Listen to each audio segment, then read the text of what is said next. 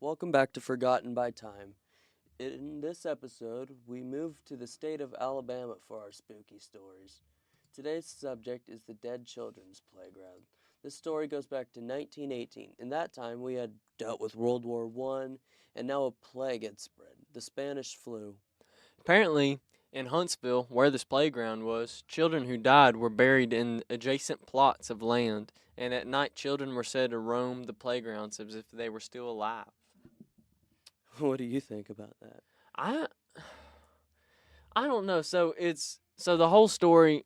So we're talking about two topics in today's episode, and this first one we're talking about what we just said. But I don't know. Give me your opinion about it first. That I would definitely be a little bit creeped out if I saw the swings just going back and forth. At first, It could just be the wind. It yeah, could the be the wind, wind. and then imagine you hear children laughing. Yeah. Oh my gosh, In I the don't middle of know. the night and you're by yourself. Yeah. Imagine if your car broke down Oh, right outside no. from there, and then you went like, "Oh, I'm gonna go wait for my sister to come pick me up," and you're swinging on the swings, and all of a sudden you just see somebody right there. Just see a ghost? No, man, I'm running. So this playground was in a cemetery, right? Right on. Right. Do you think it was built on top of graves, or was it just built right in the cemetery? I believe it was in the cemetery, Yeah. but I'm not sure. Maybe it was ancient native burial grounds or something. Yeah. I wonder why it said adjacent plots of land. I wonder if that contributed to anything about why it's haunted, maybe. Yeah, maybe because of how close it is to it. Yeah, That, maybe, that might have maybe. a thing for So it. I also wonder how many children were buried in this graveyard, because it could just be two and it could be like 50. Right. You know what I mean? It could be a whole bunch. It could be a whole different. Could be the whole preschool. Yeah, it could be a whole preschool worth of people just haunting this one little section of a graveyard. Do you think they haunt the whole graveyard or just the playground? Probably the playground, because, kids like playing on the playground. Yeah, I mean, who don't playing tag, going down the slides? It's fun. Basketball. Yeah. So this, so it the playground's been built since 1918. I believe it was built before that. Oh wow. It has it in the history of it. Yeah. Okay. Well, then let's get to that. Okay. 50 million people died as a result of the Spanish flu plague. Huntsville was hit especially hard. Bodies were carried on wagons and brought to morgues. A rhyme was made to remind children to close their windows. It goes, I had a bird, its name was Enza. I opened the window, influenza. Oh, okay. The ending sounds like influenza, if y'all didn't get that. The common name for the flu. And 1,100 cases were initially reported in Huntsville, according to a doctor, C.A. Groats. I didn't know the Spanish flu hit the U.S. like that. I thought the only really this may sound dumb. I thought the only flu we really ever had hit the U.S. was like Ebola and then coronavirus. Yeah, it's good to learn about the history. Yeah. You learn new things every day. Yeah, I mean, would you call AIDS like a plague? I'd say more like a pandemic. Yeah. Some probably like that. But I can't believe that 1,100 cases were reported of the Spanish flu in Huntsville. What state is this in? Alabama. Huntsville, Alabama. That's kind of close to us. Now I want to know how many people were reported having it in South Carolina. Good old South Clackalacky. Probably not as much because it wasn't really as significant as when I found this story. Yeah. By October 7th, the governor ordered public places to be closed, and by October 13th, everybody but a singular pharmacist and doctor remained uninfected. What do you think of that? Those men must be the luckiest men alive. Either that or they cheated the system somehow and knew of a vaccine before it even came out. You think it's like it was an inside job? I mean, it is kind of weird. Like, the only two people that didn't get it was the doctor and pharmacist. I mean, they do like- know about sicknesses. Yeah, I wonder if they knew about more stuff that we don't, you know what I mean? Or that we do now and everybody, the public didn't know back then. I wonder how they did survive. Or if they really did just get really lucky, but getting lucky like that is pretty difficult. And it's, I don't know, it's hard to get lucky, especially when the whole town's got it except for the only, doctor and pharmacist. You know what I mean? I feel like everybody would be kind of, giving them a little side eye, like, how are you You're still-" behind this. You brought it to our Yeah. village. Yeah. There is no official count for how many children died or how many were buried in the haunted playground. Okay, so that answers my question earlier where I was talking about how many I wanted. So I wonder if you could just go to the cemetery and look at all the tombstones and see whether or not it was a child based on the dates Right. of when they died and when they were alive. So I wonder if they did that because I also know in a lot of cemeteries if it was a child that died early, it will say like child of something, like child Right. of like Like last name. how, and I'm sorry to make it another sad subject, but my mom had a baby and Mhm. she died at 30 days old. Oh, I'm so sorry. It's all good. I think she's buried up in Pennsylvania. Well, that's nice y'all got to bury her though. Yeah. That's She not. was if she hadn't, she would have been a little bit, you know. Do you have any? I don't have a picture of her. Do you have any siblings? Yeah. Hmm. I have my sister. I have a lot of sisters and a brother. Nice. So, there was also a book published about this playground released in 2024. So, it's a recent release. So, there's still a lot of people doing, I don't know if a lot of people, but there's still some people doing research about There's still this. interest. Yeah, there's still interest and people go into this. Would you ever want to go here at night with me? Would you ever want I don't to? know, man. I'll tell Maybe. ya, I'd be the safest person to go to a place like that with at night.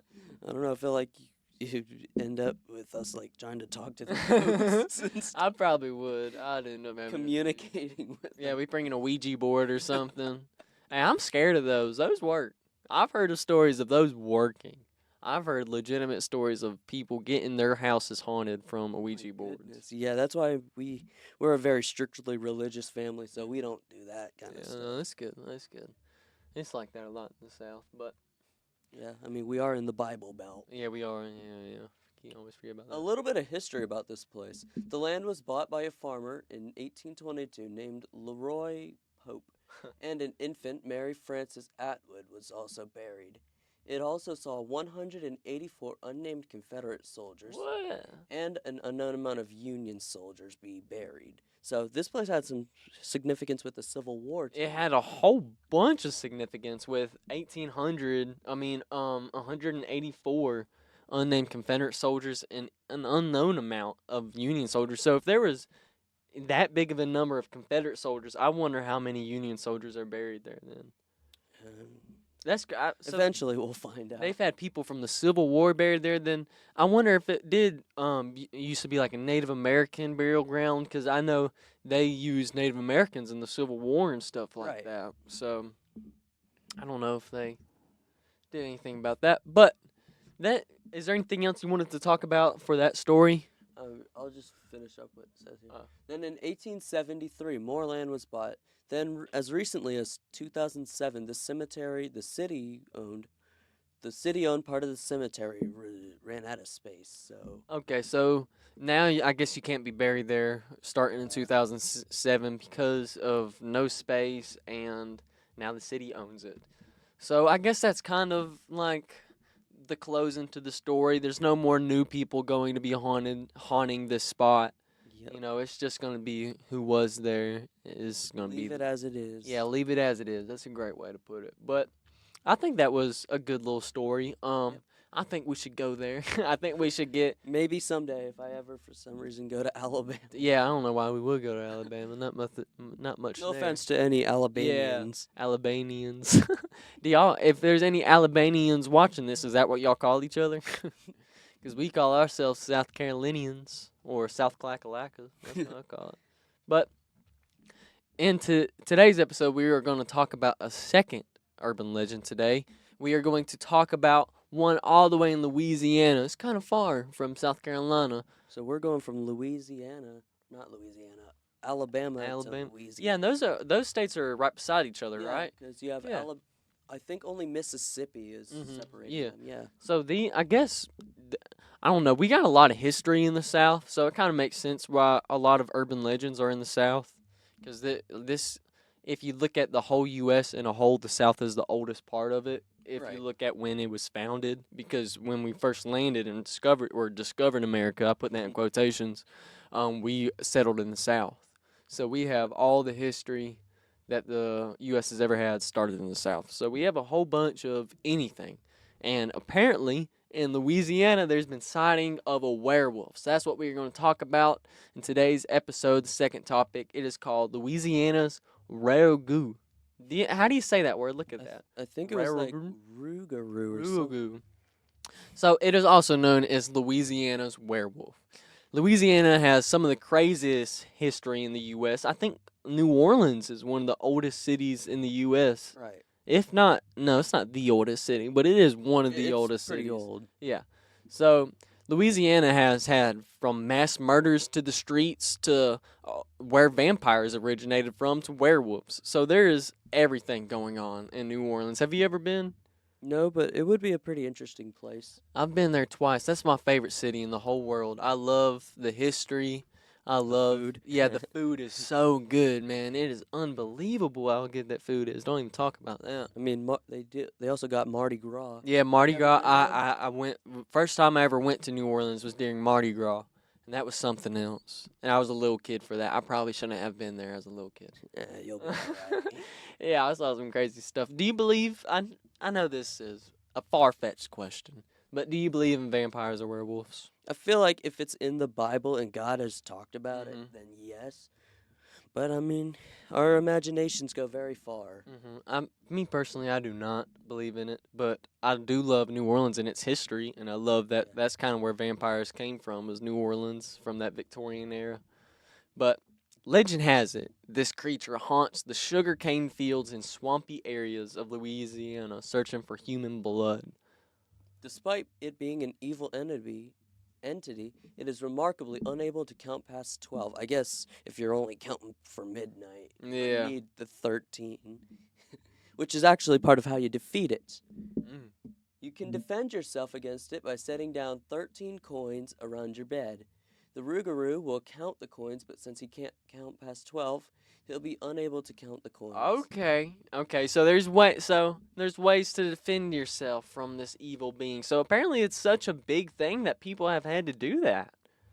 Do you think people have had to do that in life? Have to like surround their bed in coins because they're so scared of a werewolf coming and eating them in their sleep? What bed would be able to be surrounded by 13 coins? Yeah, anyway? that would be one Unless small you, like, bed. space them that out. size. Yeah. There's a lot of. I've never heard of anybody being able to defend themselves against an urban legend like that. I guess I've heard of like vampires are scared of daylight, and if you throw water on a witch, they melt. So I guess this is how. Garlic. Garlic. Yeah. I think one of my favorite YouTubers, Kentucky Ballistics, has done a video about how to defeat werewolves and vampires. What did he talk about how you have to put coins around your bed? No. Then he He didn't had, do like, his research. He had some kind of gun. He attached like a stake to it, and he shot it at like a ballistic like a dummy. crossbow looking thing. Something like that. Yeah. If I can find the video, I'll show you. It's Check cool. out Kentucky Ballistics. He Little does shout out. really good videos. I'm not sponsored by him, by the way. He's Oh. just a really good YouTuber. I don't really like YouTube. I don't know. You probably can't watch South Park. I love that show. Yeah, That show's the best. I've seen snippets of it, but So, you could be turned into this monster by breaking Catholic traditions. So it is not just like something that's wandering around was sent from hell. This is a human that has been turned into a monster, yeah, supposedly. my goodness. Yeah. If you are cursed somehow, you are set to consume human blood for 101 days every day. Other suggestions for how to keep this thing away is apparently you can roll a leaf up from the swamps and put it in your wallet. Or if you're creative enough, paint a hexagon in the middle of your floor and stand in the center and pray. Only if you're creative enough for that. Don't be trying to make hexagons and make it look like a pentagon or whatever. Yeah. But, I mean, if you're creative enough, go for it. Wow. So if you are turned into this bloodthirsty creature, you need to consume human blood for 101 days That's every like day. a third of a year. A little Every over day. A third. I wonder what happens if you don't. If you're that animal, do you just pass away? Just refuse. Yeah, refuse. Nope, I'm not doing it. Let's go get some Kool-Aid instead or something. Just without the sugar. Yeah. Oh, that's the worst. Have you ever got some Kool-Aid powder and then forget to put sugar in it and then taste it? It's horrible. Oh, no, thankfully I haven't. Sugar is the best. Sugar is It's unhealthy, but we love it. for real. And that and salt. Southerners love Apparently, it. if you fail the rules of Lent, which is fasting, which Jesus did for 40 days to resist Satan, Mm-hmm. so that's what Lent is, in case you didn't know. I didn't. Thank you. Yeah. The oldest reference to the Rougaroo is in medieval France. So this urban legend has not just been going on in Louisiana; it has been accounted for in all over parts of the world, which is crazy. Right.